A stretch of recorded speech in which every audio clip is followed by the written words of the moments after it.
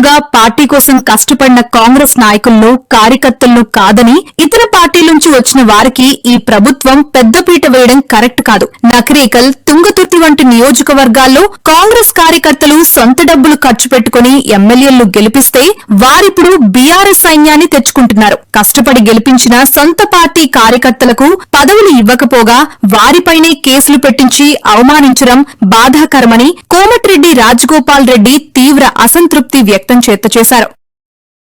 నాకు అనిపించింది ఏంటంటే ఈరోజు ఈ తుంగతుర్తి ప్రాబ్లం కావచ్చు, నగరికల్లో కావచ్చు, ఇంకో దగ్గర కాదు, కొన్ని నియోజకవర్గాల్లో నిజమైన కాంగ్రెస్ పార్టీ కార్యకర్తలు, కాంగ్రెస్ పార్టీకి సంబంధం లేని వ్యక్తులకు టికెట్ ఇచ్చినా సరే ప్రభుత్వం రావాలని చెప్పి వాళ్ళు కష్టపడి సొంత డబ్బులు ఖర్చు పెట్టుకొని గెలిపించారు ఆ ఎమ్మెల్యేలు.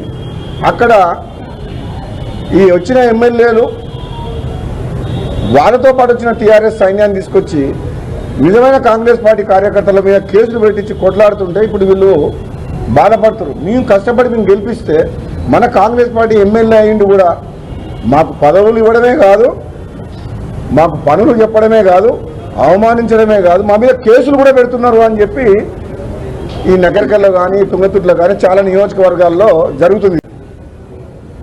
10 ఏళ్ళు కష్టపడ్డ కార్యకర్తలం కాదని, కాంగ్రెస్ పార్టీ నాయకులం కాదని, ఇతర పార్టీల నుంచి వచ్చిన నాయకుల్ని ప్రభుత్వం వచ్చిన తర్వాత, ప్రభుత్వం వచ్చే ముందు వచ్చిన తర్వాత తీసుకొచ్చి వాళ్ళకు పెద్దపీట వేసి వీళ్ళని అవమానించడం కరెక్ట్ కాదు.